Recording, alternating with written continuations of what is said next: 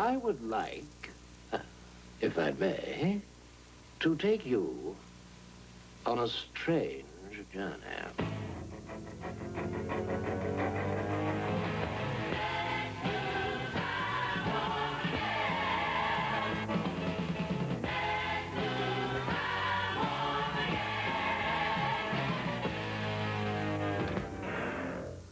I'm Loaf, and I'm coming to you from the Waverly Theater in New York City, where the Rocky Horror Picture Show gained a lot of its popularity back in the 70s. I, of course, have a very special place in my heart for Rocky Horror, since the role of Eddie was my film debut.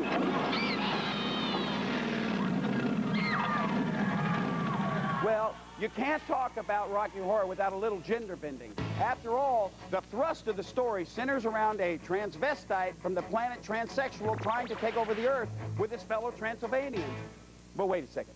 I'm getting real ahead of myself. Before we get into all that sex stuff, let's find out about how all this insanity started. It was great when it all began.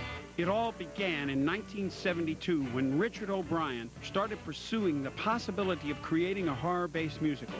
While working on another project, he found himself writing the script, music, and lyrics for what would become the Rocky Horror Show. I wrote a song called Science Fiction Double Feature. Science fiction.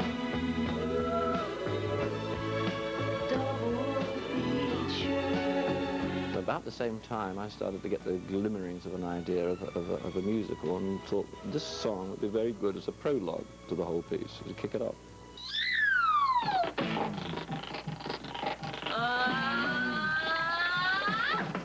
We were absolutely thrilled to be making a movie of it. I mean, there was nothing more glamorous to us than to be making a movie of this tiny musical that we'd performed in rather small venues. It's so dreamy. Oh, fantasy free me!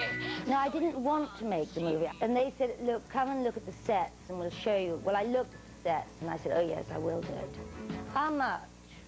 When we made the deal for the film, we decided that we would use as many people as possible from the play because they had been doing it for so long, and a lot of them had some of that kind of experience. How'd you do, see you've met my faithful hand in hand. For example, Tim Curry, there was never any doubt that we would not have made the film if we had to go with someone else.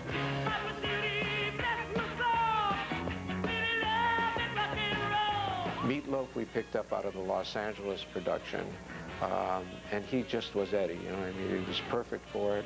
Susan showed right away that she understood the character. You're too kind.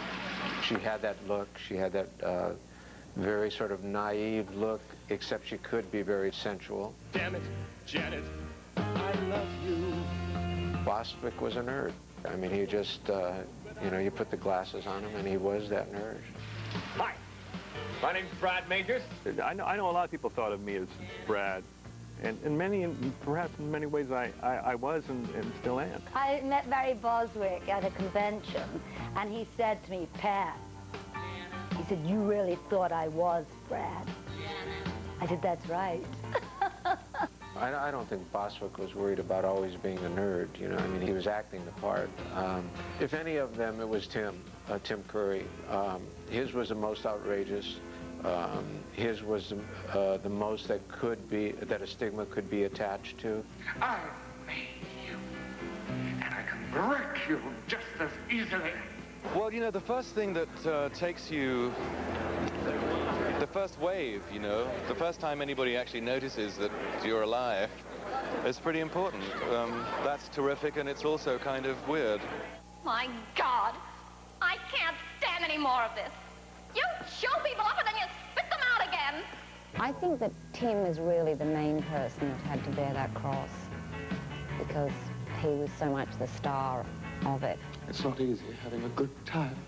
Me, well, let me think. I mean, I don't think it hasn't affected my career, although obviously I haven't had the success that they've had. I loved you. Do you hear me? I loved you. And what did it get me? Yeah, I'll tell you, a big nothing.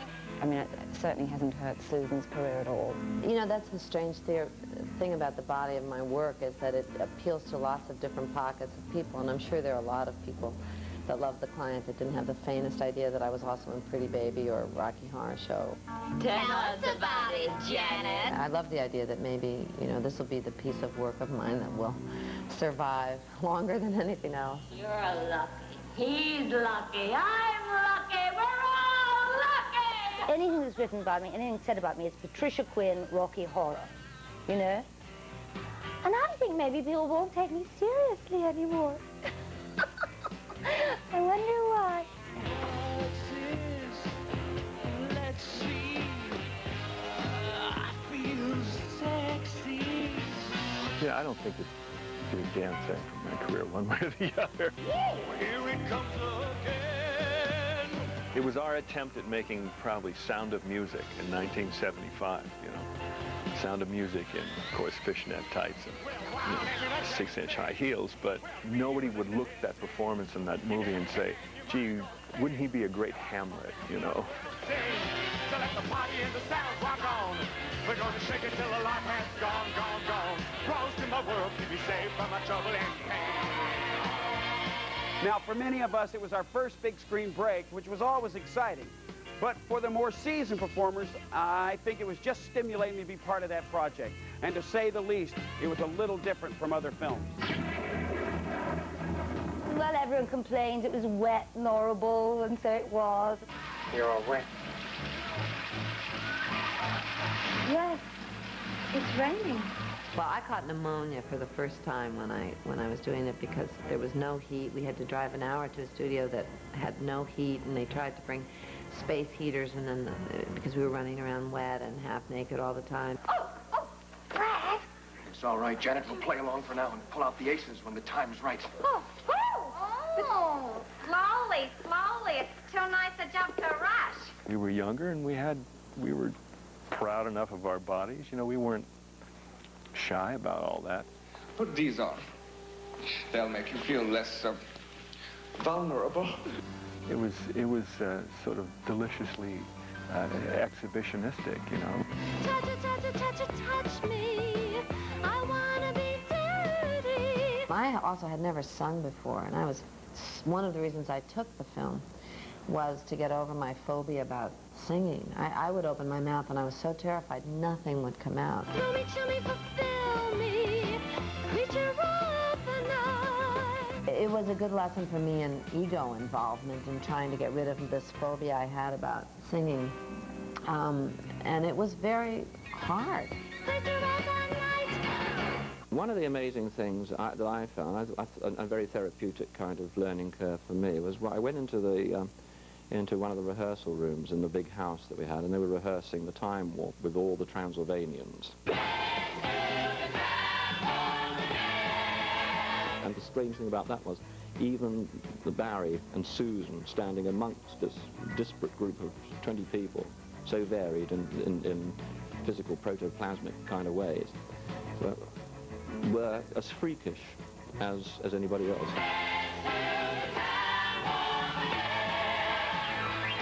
It's hard to create that balance of, you know, overacting, you know, and acting and reality. It's just a jump to the left. That was always a fine balancing act amongst us all. It had been a really good time for me, you know.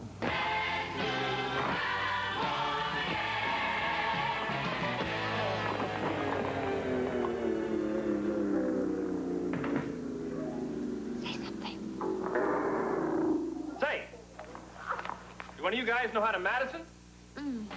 Now, when the time warp continues, we'll take a look at Rocky Horror's initial lukewarm response and the die-hard fans who pump some life into it.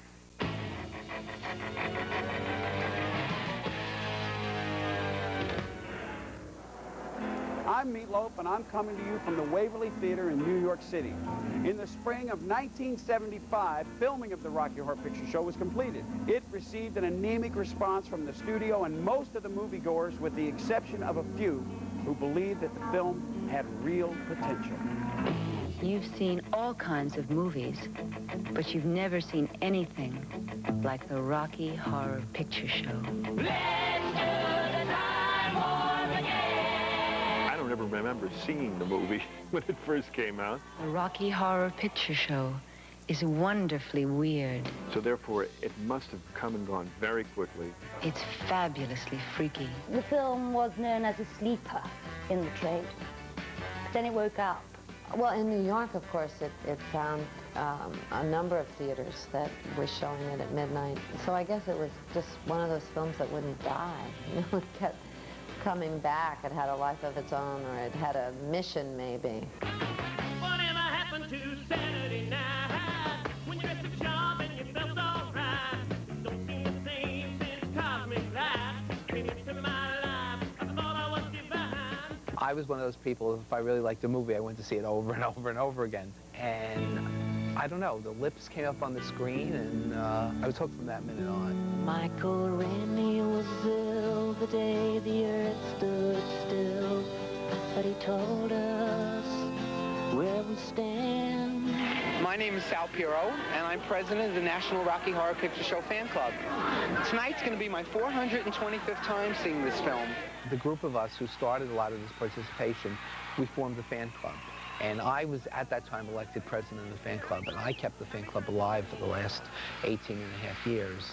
And now the fan club is actually supported by the studio, and I run the fan club.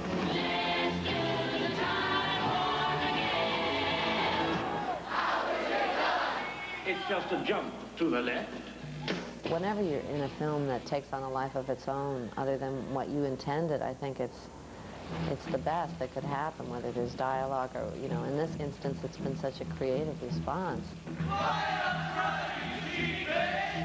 I don't take it personally at all when they call me a bitch. I think it's really funny, and I'd probably call Janet a bitch, too. You know, I like the idea that there was this really sweet ingenue, and underneath she really was a bitch.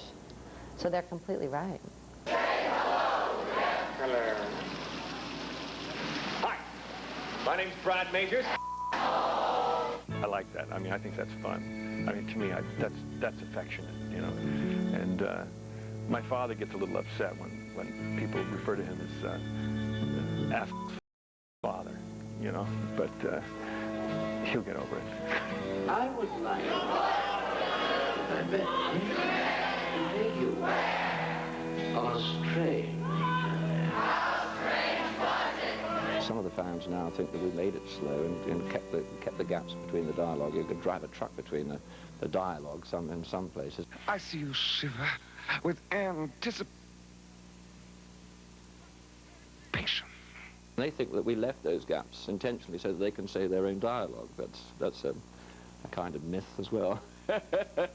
It is impossible to do a retrospective look at the Rocky Horror Picture Show without asking the question, who are the fans? Who are these people who keep returning midnight after midnight, dressed like their favorite character, singing all the songs and talking back to the screen? Well, let's just say they're not your average Broadway theater crowd.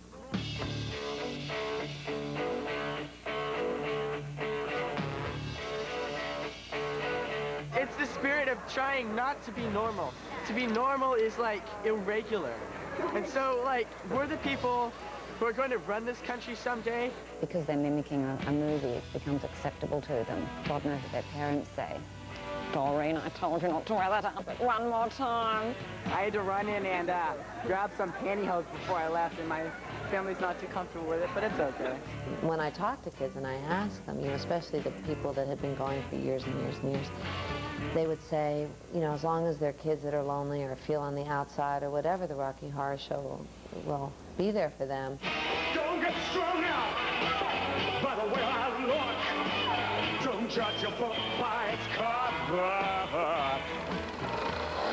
Welcome to my day world. I'm not much of a man by the light of day. I've been sewing away and handling customers at Stagecraft for 2.5 years. I do enjoy creating anything, but I wouldn't say that my main talents lie with sewing or repairing costumes.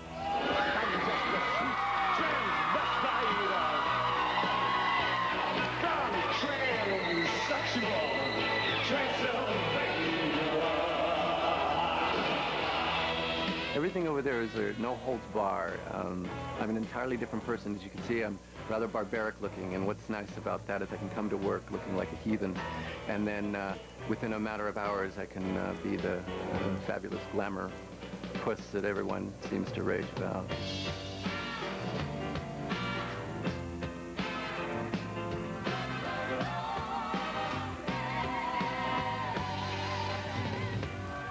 character had pulled me out of a terrible, terrible time in my high school years as an introvert. I'll be forever thankful of that. I've found a lot of friends and a lot of actual small-time fame with the show. It's a show that thrives completely on chaos and perversion. So you just kind of stand back and just let it all happen. Props that are used by the audience in the movie are rice.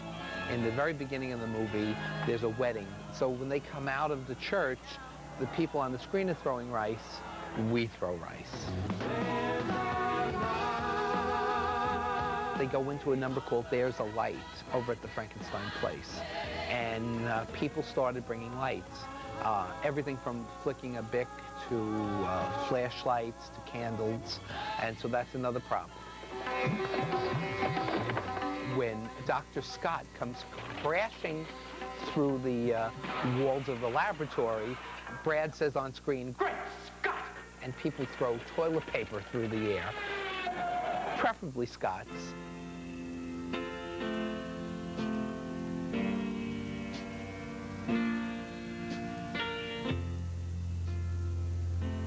Our theater takes a lot of wear from the Rocky Horror crowd. It's kind of like Florida after a hurricane. And just like nothing but destruction and garbage. I'm going home. When we return, we're going to take a look at Hollywood's big-time anniversary party for the Rocky Horror Picture Show.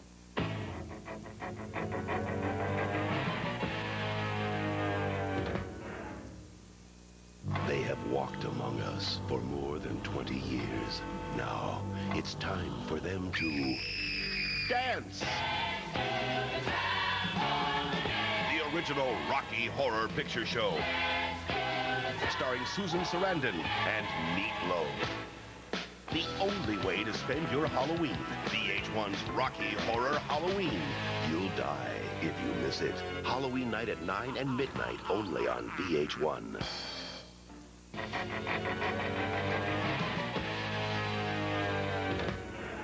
I'm Meat Loaf, here at the Waverly Theater in New York City.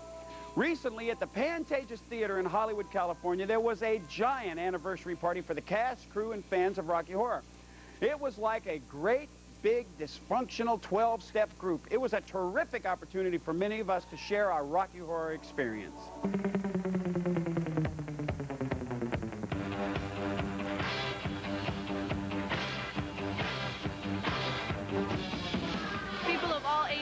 All different walks of life, all get together and everybody's the same here. Everybody loves Rocky.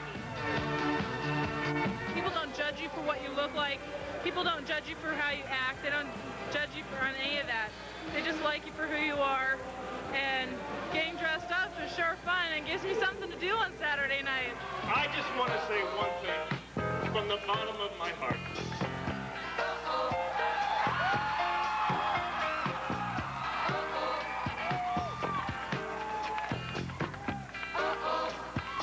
What the hell were you thinking? You guys have pissed away 20 years of your life, yelling profanities at a movie screen, for God's sake!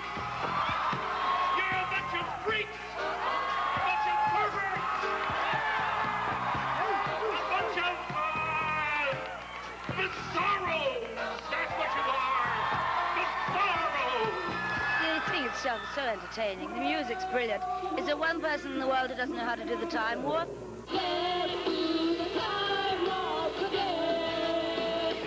It's just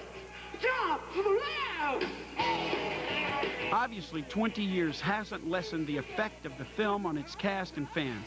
Even with its campy outrageousness and its extravagantly sexy tone, many agree that it's still around today because of its everlasting charm. I'm not sure why the film survives it has an enormous amount of energy, but I think that probably it has more to do with the message that not to dream it, but to be it. Don't dream it. Be it. Don't let your fears hold you back. Go for what you want. Enjoy yourself. Have fun. That's what it's all about. Yeah.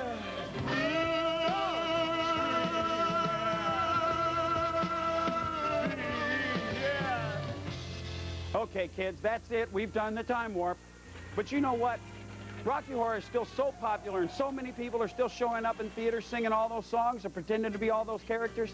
I have a feeling that we're going to be back here in the year 2005 doing the time warp once again. So till then, you keep rocking.